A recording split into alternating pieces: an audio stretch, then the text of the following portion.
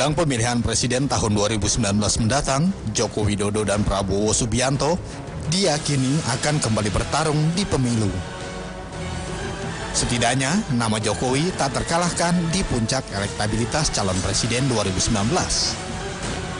Survei terakhir yang dilakukan Indobarometer menempatkan Presiden Joko Widodo sebagai calon presiden dengan elektabilitas tertinggi. Dalam simulasi dua nama Jokowi versus Prabowo, Jokowi unggul dengan angka 48,8%, sedangkan Prabowo berada di angka 22,3%. Sebanyak 17,2 responden belum memutuskan, 6% masih merahasiakan, 1,2% tidak akan memilih, dan 4,5% tidak menjawab. Samping itu, Indobarometer melakukan survei konstelasi umum Capres 2019. Selain nama Prabowo, ada sejumlah nama yang disebut-sebut berpotensi maju sebagai capres. Di antaranya Basuki Cahayapurnama atau Ahok, Gatot Nurmantio, Anies Baswedan, dan Agus Harimurti Yudhoyono atau AHY. Nama-nama tersebut muncul berdasarkan pertanyaan terbuka. Lembaga survei ini juga membuat 3 skenario Pilpres mendatang. Dari skenario yang ada, Anies disebut paling berpeluang jadi capres alternatif. Dalam skenario 3 nama calon presiden, nama Anies unggul dibanding calon penantang Jokowi dan Prabowo lainnya. Dalam simulasi Jokowi, Prabowo, Anies mendapatkan persentase 2,4%.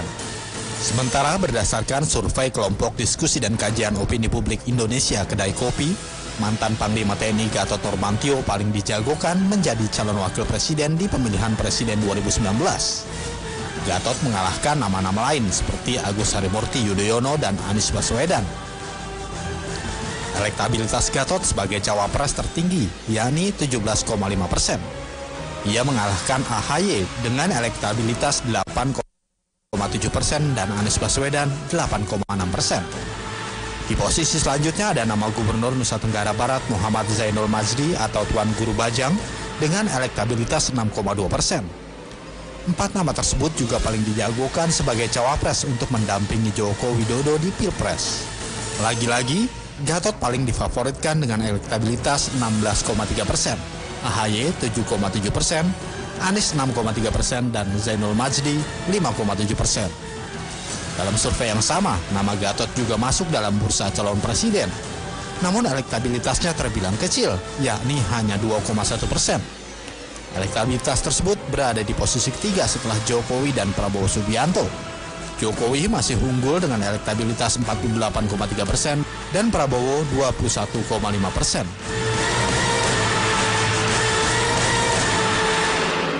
Halo saudara, selamat malam. Apa kabar Anda pada malam hari ini? Bersama saya Ratna Dumila, Anda menyaksikan JAK TV dalam program Saling Silang.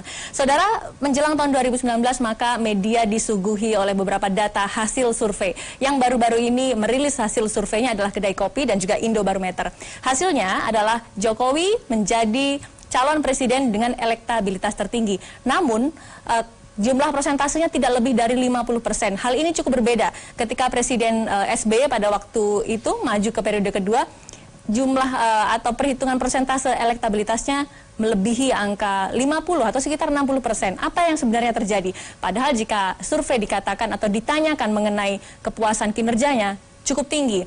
Nah, di sisi lain, elektabilitas calon presiden lainnya Prabowo stuck di angka 19-20%. Kita akan membahasnya lebih dalam. Saya sudah punya 4 narasumber di studio. Yang pertama Pak Jazilul Fawait, Ketua DPP PKB. Selamat malam. Malam. Waalaikumsalam. Waalaikumsalam. Kemudian ada Pak Nasrullah Larada, Bendahara Umum DPP PAN. Selamat malam Pak. Malam. Waalaikumsalam. Kemudian ada Mas Kodari, Direktur Eksekutif Indobarometer. Selamat malam Mas Kodari. Malam. Kemudian ada Mbak Vivi Zaki, Direktur Lembaga Survei Kedai Kopi. Selamat malam Mbak Vivi. Nah, saya ke Mas Kodari dulu. Mas Kodari, ini cukup menarik. Kita berharap ketika kita merefleksikan beberapa waktu yang lalu ketika Presiden masuk ke periode kedua, itu biasanya akan jadi bekal yang cukup kuat untuk maju ke Pilpres selanjutnya. SBY beberapa waktu yang lalu sempat mengantongi 60%. Tapi kenapa Jokowi cuma sekitar 40%? Saya koreksi sedikit. Koreksi banyak. Oke. Silakan. Jadi begini, orang harus membandingkan Pak SBY dengan Pak Jokowi itu pada time frame yang sama. Jangan time frame-nya itu berbeda.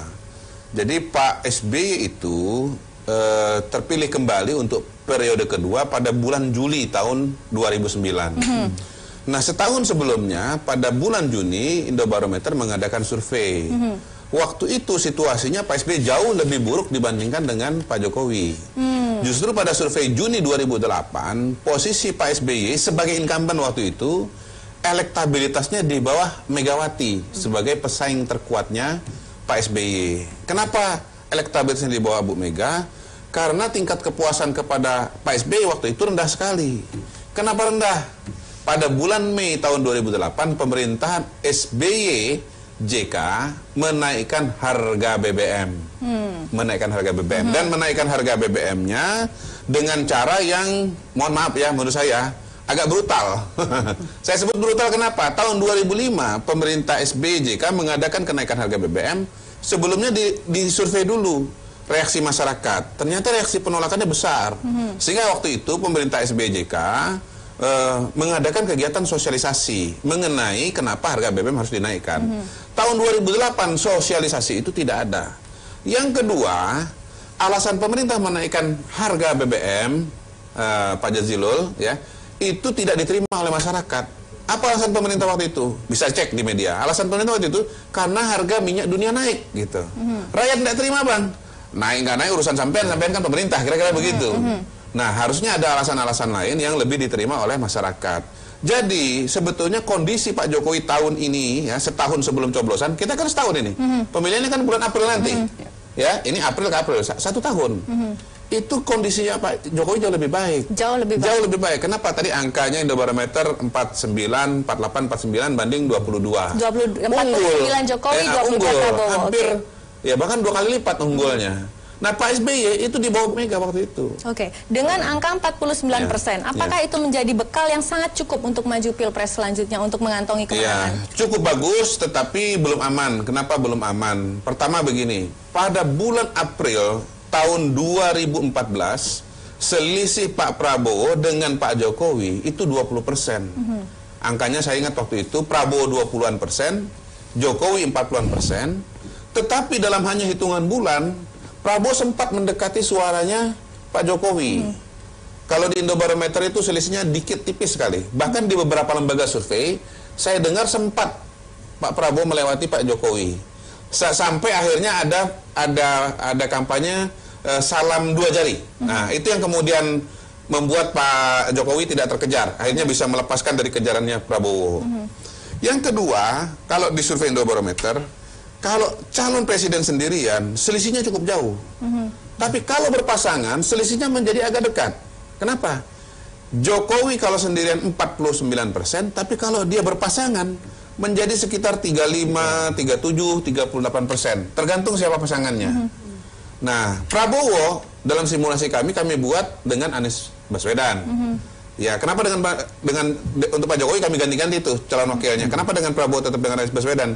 Kalau dalam ilmu sosial itu namanya konstanta gitu loh. Supaya kita bisa ngukur efek wakilnya Jokowi. Maka wakilnya Prabowo itu harus tetap. Angkanya sekitar 22 juga, 21, 22. Nah, jadi 22 ke 37 itu selisihnya 15.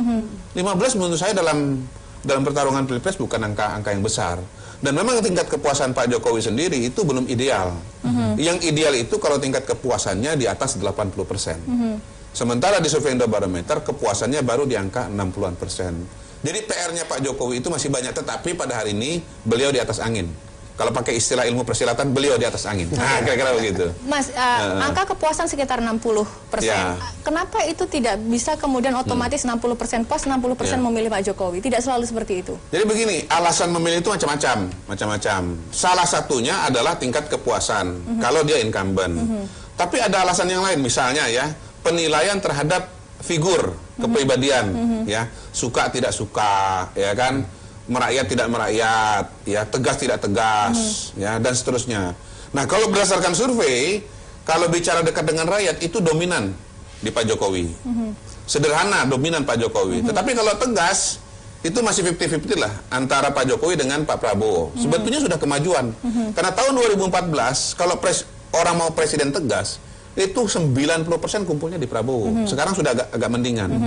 Nah, yang ketiga ada variabel-variabel lain. Katakanlah misalnya isu. Nah, kalau dulu, pemilu-pemilu yang dulu, yang namanya isu itu hampir tidak ada. Orang tuh konsentrasinya itu penilaian kepada figur, kepada kinerja. Hampir nggak ada soal isu.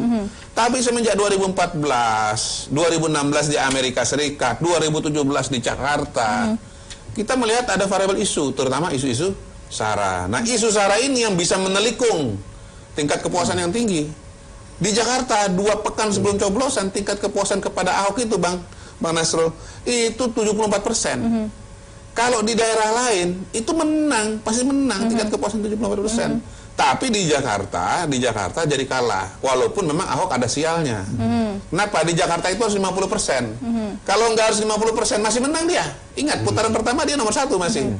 Putaran kedua dia baru kalah. Begitu. Jadi faktor isu SARA ini menjadi variabel triple X ya, XXX gitu. Kalau X aja kan aneh. Tapi kalau triple X aneh banget begitu. Oke, ya. baik. Artinya dengan dalam waktu sekitar 1,5 tahun ke depan, jangan sampai 1 tahun ke depan isu-isu harus bisa dimanage dengan baik. Betul. Jangan sampai ada faktor yang luar biasa kemudian akhirnya bisa menyurutkan suara-suara Jokowi seandainya. Oke, baik. Itu tadi dari Indobarometer. Nah, kalau dari kedai kopi, Jokowi apabila pertanyaan tertutup 48,3, Prabowo 21,5. Apa yang bisa disampaikan dari hasil ini, Mbak Vivi? Iya, memang kalau kami kan untuk pertanyaan tertutup mengajukan sejumlah nama sebetulnya untuk mengukur juga nama-nama lain yang sudah mulai beredar di lembaga survei lain seperti apa ketika bersanding melawan Jokowi. Memang Jokowi memang masih paling kuat ya, dominan ya. Dia di peringkat pertama, lalu diikuti Prabowo Subianto 21,5%. Berikutnya ada Gatot yang agak jauh juga sebetulnya di 2,1%. Lalu Gubernur NTB Zainul Majdi dan Anies Baswedan serta Agus Harimurti Yudhoyono ini di 1,1%. Ada beberapa nama lain juga yang kita lihat begitu. Jaraknya cukup luar biasa jauh. Iya, masih jauh. Baik, kalau dikatakan kalau dari Kedai Kopi sendiri dengan bekal 48,3, kalau tadi Mas Kodari mengatakan baik tapi belum aman, kalau Kedai Kopi apa? Iya, kita setuju memang belum aman ya, dan yang kita lihat juga memang soal isu tadi kita sepakat bahwa isu-isu yang muncul saat ini kan banyak sekali. Oposisi nampaknya memang aktif sekali ya mengeluarkan wacana lain begitu ya, dan ini juga didengar oleh masyarakat. Yang kalau kita lihat salah satunya isu SARA itu tadi itu cukup kuat. Kita juga mensurvei kan menanyakan apa sih yang mempengaruhi apa yang membuat mereka mengambil keputusan, apa yang menjadi pertimbangan. Ketika kita tanyakan itu agama itu di peringkat yang pertama begitu, dan kita menduga ini karena isu-isu SARA itu tadi juga yang mendukung yang mempengaruhi masyarakat dalam. Oke, Mbak, saya cukup menarik. Anda mengatakan bahwa sebenarnya isu agama menjadi isu yang paling krusial mempengaruhi hasil survei ini. Kalau isu agama ketika main di Pilkada DKI saya bisa paham, karena pada saat itu ada salah satu calon gubernur yang agamanya berbeda dari kalangan minoritas. Tapi bisa dikatakan mungkin nama-nama yang akan maju di 2019, Pak Jokowi, Pak Prabowo, Pak Gatot dan lain sebagainya, agamanya Islam. Kenapa itu bisa menjadi isu? Ya, ini agama ini mungkin bukan cuma soal apa agama yang dia anut ya, tapi juga soal isu SARA itu tadi yang melingkupi itu. Nah, kita juga menanyakan sebetulnya kepada, ini ada di bagian lain survei kita juga menanyakan tentang siapa sih yang mereka anggap sebagai pemimpin umat misalnya begitu ya. Itu nama-namanya yang muncul adalah para pemuka agama yang cukup keras selama ini misalnya mengkritik Jokowi begitu, yang mereka jadikan sebagai mereka anggap sebagai tokoh yang mereka dengarkan. Oke, ada pertanyaan, siapakah pemuka agama yang mewakili umat? Ya. Oke, baik. Apakah tokoh agama yang mewakili umat tersebut secara otomatis juga dipilih seandainya dia maju menjadi capres atau cawapres? Belum tentu juga, karena kan itu pemimpin agama ya, pemimpin dalam bidang agama, dalam bidang pemerintahan itu berbeda, Mbak. Oke, Mbak, kalau tadi Anda mengatakan bahwa sebenarnya yang banyak bermain itu adalah dari sisi agama. Siapa tokoh yang sekarang selama ini maju? Jokowi, Gatot, kemudian ada Pak Prabowo begitu. Siapa yang paling dekat atau dianggap representatif untuk mewakili agama, khususnya Islam? Ya, kita kan kemarin juga melakukan survei tentang karakter yang diinginkan masyarakat terhadap presiden ya, yang sebetulnya kami sarikan juga dari beberapa survei sebelumnya. Di antaranya kompeten, jujur, dapat dipercaya, perhatian terhadap rakyat, santun, religius gitu ya. Dari 5 besar karakter yang presiden yang diharapkan masyarakat itu, sebetulnya Jokowi sih yang teratas begitu. Tapi ketika karakternya religius gitu, yang muncul itu namanya yang teratas itu Zainul Majdi misalnya, yang memang belakangan kan rajin juga kan safari dan juga melakukan dakwah-dakwah semacam itu. Dia berada di nomor 1, Jokowi di berikutnya begitu. Oke, baik. Saya kembali ke Mas Kodari. Mas, kenapa Prabowo stuck di angka 19 sampai 20? Apakah mungkin ada faktor-faktor lain yang nanti bisa mengerek elektabilitas ini? Ya. Untuk sementara kalau kami melihatnya ini karena Pak Prabowo relatif belum bergerak ya. Praktis memang semenjak pemilu 2014 kita melihat Pak Prabowo itu seperti hilang. Kalau menurut saya sih sebetulnya lumayan dengan tingkat keaktifan yang sedemikian rupa yang sebetulnya sangat terbatas. Ternyata Pak Prabowo itu punya segmen pemilih tetap stabil, tetap stabil ya. Kalau pengalaman kita misalnya di pilkada, kalau sudah lama tidak aktif interaksi dengan masyarakat, mungkin namanya bisa hilang dari peredaran.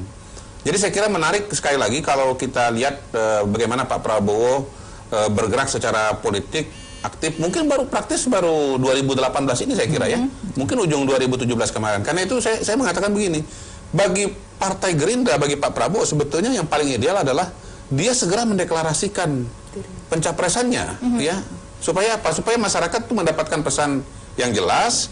Dan kemudian Pak Prabowo juga bisa berkonsentrasi untuk langsung memulai gerakan-gerakan politik. Konsolidasinya dimulai. Makin lama beliau makin kesini tidak memberikan kepastian politik.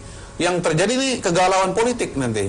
Bahkan PKS yang notabene katanya sudah sekutu, udah mulai desak-desak juga minta kawin, begitu. Nah, iya, Pak kawan ini minta kawin ya. Ini kita sudah punya mempelainya nih. Kenapa Anda kok belum kawin-kawin juga ini?